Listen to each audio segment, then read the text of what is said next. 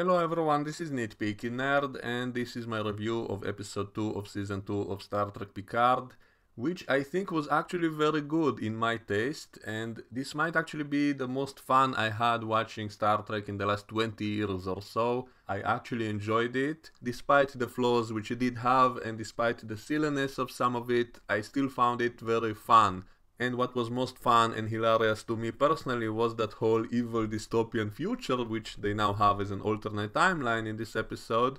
And it reminded me a lot of my own fan fiction parody edits, which I used to make on YouTube for many years on many different channels. I think the biggest one was General Green, then Major Green, and a lot of other channels on which my main kind of videos was editing Star Trek into new stories, and in most of them I was turning things upside down to make everyone evil, and so the Enterprise was destroying planets instead of saving them, and Picard was like an evil dictator committing genocide and enslaving people and being like the absolute most evil person you can imagine. I used to do hundreds of those videos, most of them are still up on YouTube. You can find them on the channel Green Room, which has a playlist of all those old videos. I'm still making new ones, by the way, and this episode will definitely be in one of them because it fits right in. It's as if this episode takes place in my recut universe in which Picard was evil and the Federation is like an evil empire and all of that, and so I found all those parts in this episode absolutely hilarious.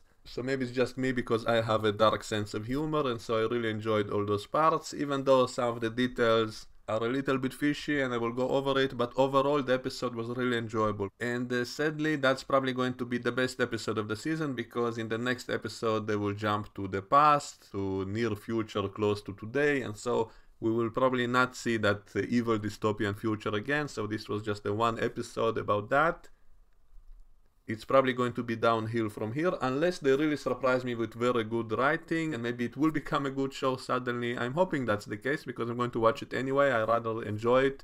And what's good about season 2 is that you don't even have to watch season 1 to understand it. Like, you don't have to know where all these characters came from. You can just start from this point and move on. So basically, after the Stargazer blew up in the previous episode, Picard appears in his house in an alternate evil reality in which he's an evil general, and the Federation is now the Confederation, which is basically like the Empire, and it's not the mirror universe, and it's a good thing, is because that wouldn't make any sense and wouldn't be able to be fixable with time travel, and so it just wouldn't be right. You know, in Deep Space Nine they showed that humans were actually enslaved by other aliens, so the Terran Empire no longer exists, and so it wouldn't really make sense to make this the mirror universe. And it was always a little bit silly how in the mirror universe, when things are so different, all the same people still exist, as if they were all born at the same time as in our timeline, and so it never really made sense to make the same universe so different across centuries. And so I'm glad it's a separate dystopian universe, which still would maybe be too silly if the change happened back in the 21st century. So if that's when it split off, so how come the same exact people exist in the 24th century,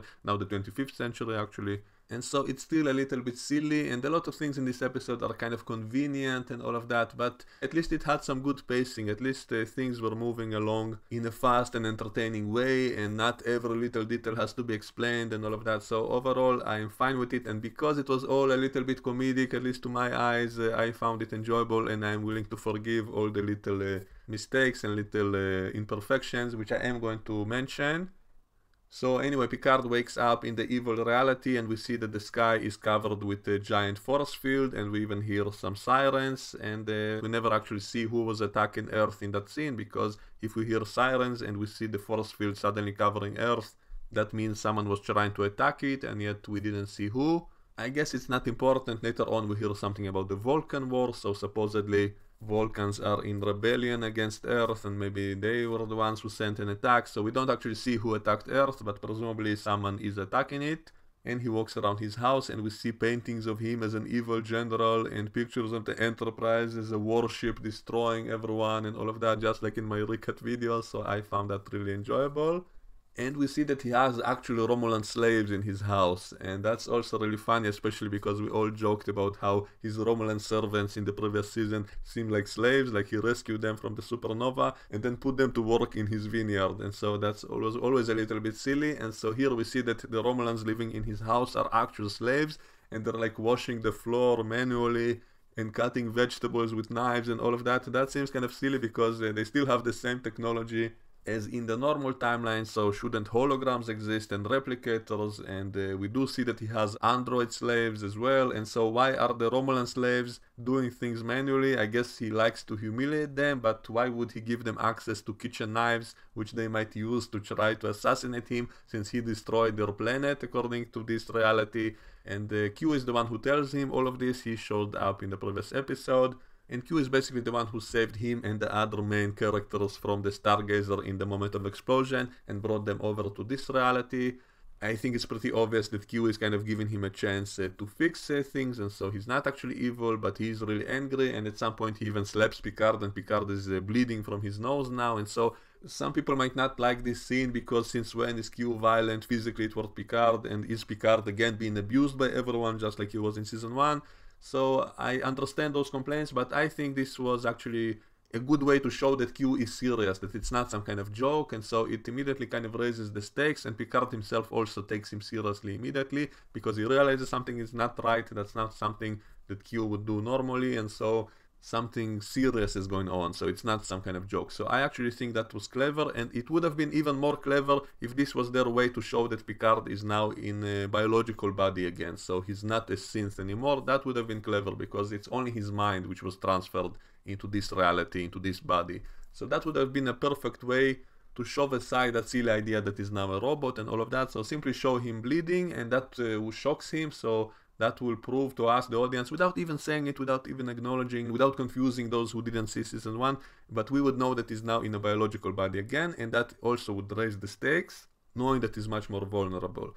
And also the scene reminds me of that scene in the end of Q Who, when Q said, if you cannot take a little bloody nose, how will you face all the terrifying things out in space and all of that? And so I actually don't mind this scene of Q punching him. I only wish they wouldn't have said later on that he's in a synthetic body in this reality as well, which doesn't really fit or make sense in this reality, because here Picard is an evil dictator who is very power hungry, so why would he limit his synthetic body to be exactly like his human body? That's something our Picard supposedly did in season 1, because he doesn't want to be mortal, so he doesn't get any superpowers or anything. His synthetic body is exactly the same as his real body, which is kind of silly in my opinion, but why would the evil Picard put that kind of limitation on his own synthetic body if he got one? So that's why I don't think it fits. That was one of the stupid things in the episode. I wish they would have cut out that line completely. Maybe the way they wrote it originally was to show that he's now in a biological body. That would have been much better, so that's a minor complaint I had. And I call it right now that Q will probably die by the end of the season. Maybe he has some kind of terminal Q disease or something silly like that. So I don't actually think Q is going to be the big villain, because we know already that Q basically is the one who saved them from the explosion in the previous episode, so he's given them a chance to fix things. And maybe the Borg who showed up from that anomaly in the previous episode came from an alternate timeline as well, so they were not the same Borg from the normal timeline, so maybe that could explain how the Borg Queen could be Picard's mother. She says the same stuff that Picard's mom said to him when he was a kid. So it's obviously meant to imply that she's his mother somehow, so that would only make sense if it's in some other timeline, because we actually saw Picard's mother as an old lady, and there was also that line when he said to her that he felt as if she's still alive or something. So maybe in some clever, twisted storyline they could somehow tie it all together and say that she was somehow assimilated in the past. I guess it could make sense, but it would be better if those Borg are simply from some other timeline altogether, and probably it's not even his mother. By the end of the season it will be revealed to be some other twist, and so maybe he heard his mother because it was part of the vision that Q was giving him. You know, he also heard that music, which we see in this scene. I guess anything goes. I guess it might be a red herring, so it's probably not going to be his mother, but I guess we'll wait and see. And also Q says that all of this mess with the timeline was caused by Picard himself. So this kind of reminds me of the last episode of TNG, All Good Things, which had that paradox which almost destroyed all of life in the galaxy, and it was caused by Picard, but it was only caused by Picard because Q set things in motion in such a way that Picard would cause it, and so it's not really Picard's fault, you could say. So maybe something similar is going on here. Maybe because Picard goes back in time, he will actually cause the same thing which he tries to prevent. So I guess we'll wait and see, and I'm really hoping it will be written cleverly in a way that will make sense in the end. So Q explains this reality, and the funniest part was in that room when we see all the skulls of the slain enemies which Picard personally killed, and we see the skull of a Ferengi, and it made me laugh how the ears of Ferengi have bones in them apparently. I guess otherwise we wouldn't know it's a Ferengi skull, so I guess that's why they did it. So that's kind of funny. I do remember a Deep Space Nine episode when Quark was hit in the ear and it was supposedly a fatal injury or something, which didn't really make sense. But if it has some bones inside the ear, and those bones might break and cause some severe bleeding. So anyway, we see the skulls of all these aliens, and one of them is a Cardassian skull, and it's Gul Dukat, and that made me laugh. And so apparently Picard killed Gul Dukat in this reality, and Dukat put up a hell of a fight, and that's what caused this Picard to have a synthetic body as well, which is a line I really wish they would have kept out of it, because it doesn't make sense, as I explained. If the evil Picard would have got himself an artificial body, wouldn't he make himself super powerful? So wouldn't this Picard now also be super powerful? And so I wish they would have kept it out. And then we see a Klingon skull, and Q says that's Martok. The ridges don't really look like Martok's ridges. Now this is a skull without all the layers of flesh on top, so maybe the ridges would look different. So it's not a huge continuity problem, but we also see the Klingon space suit which we saw in season 1 of Star Trek Discovery, and we see one in Picard's house.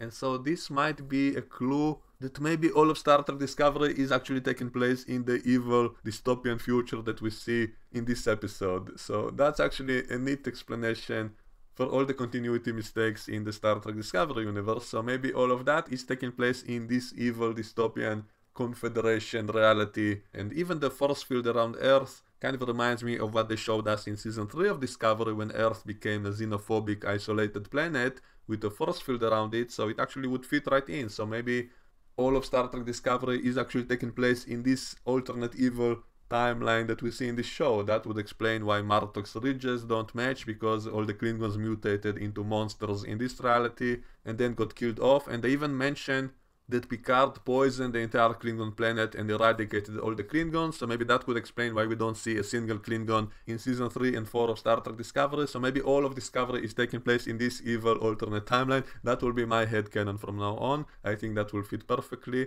And then we see 7 of 9 waking up, and she doesn't have her Borg implants, and then we find out that she's the president of the Confederation. And it also fits perfectly with the Star Trek Discovery universe, because in Star Trek Discovery every single leader of a planet or a space empire always has to be a female, so it will make sense that the female is the leader of the Confederation as well. So now it's 7, who is called Annika because she was never assimilated by the Borg in this reality, and she's the ruler of the evil Confederacy. She picks up Rios, who is fighting the Vulcans near the Vulcan border, and so presumably the Vulcans revolted. Maybe the rebellion is led by Spock because he witnessed his father being beheaded by General Picard in this reality, so maybe for decades he's been planning his revenge and is now in open rebellion against the Confederacy. They didn't say any of this, but it was kind of implied. That's something I like in this episode. They don't explain every little detail, but they leave enough clues that it all kind of makes sense in our heads. And so anyway, Rios is fighting some Vulcans, and then he's called back to Earth by presidential orders,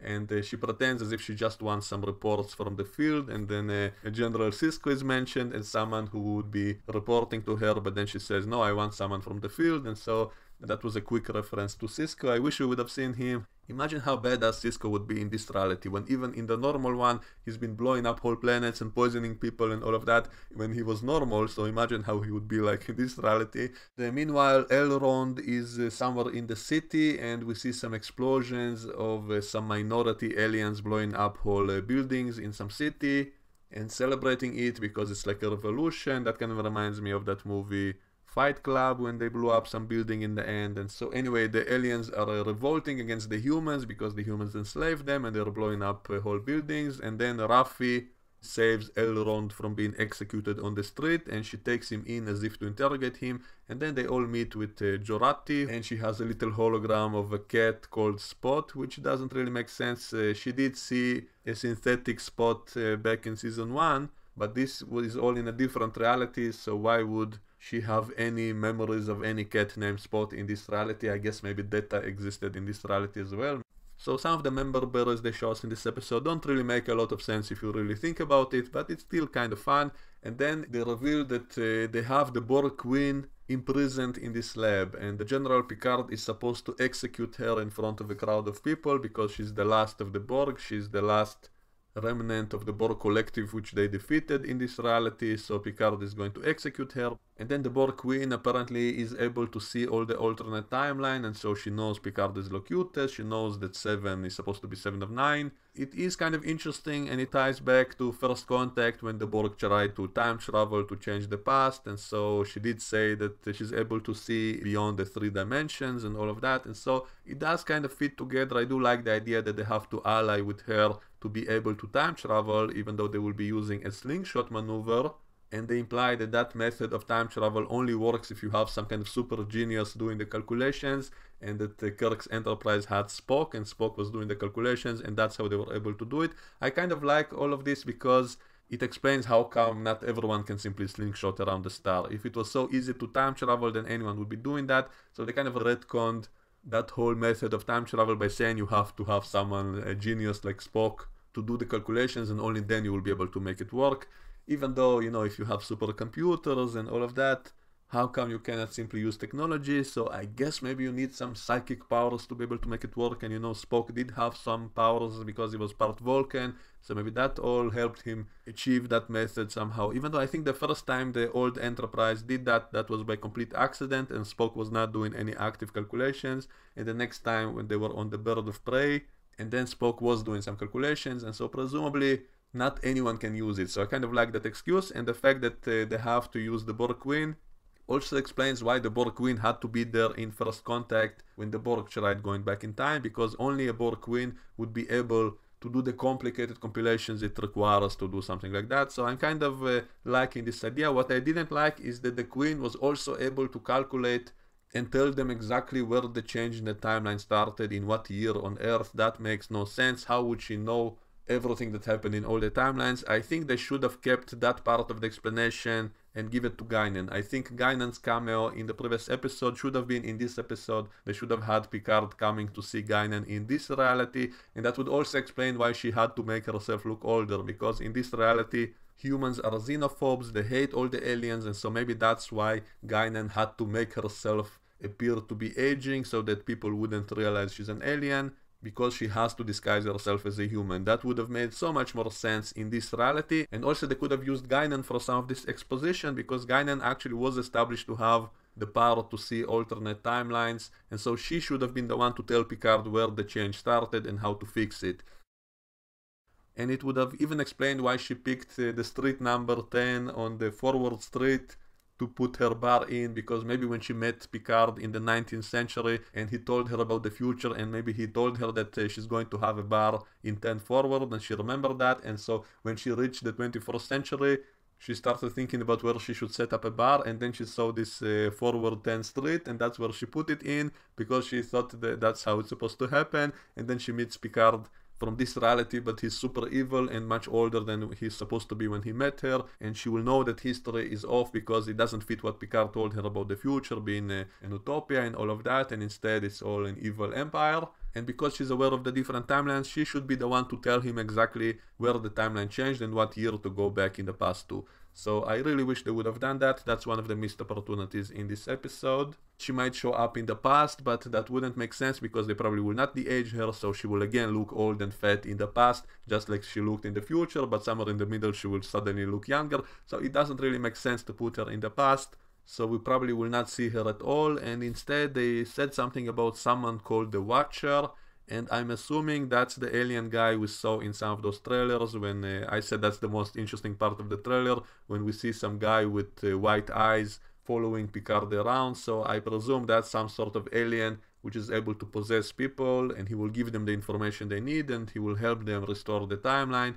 Another interesting detail I noticed in the evil dystopian future is that we see a holographic statue of what looks like Brent Spiner, and it says Adam Sung in the bottom. So I'm guessing this guy is the key to whatever changed the timeline. Maybe Q helped that guy in some of his projects, and it all led to the creation of the Confederation instead of the Federation. And the fact that his name is Adam implies that maybe he's the first Sung, and maybe he was cloning himself across the generations. That's why all the Sung men looked exactly the same. They all look like Brent Spiner.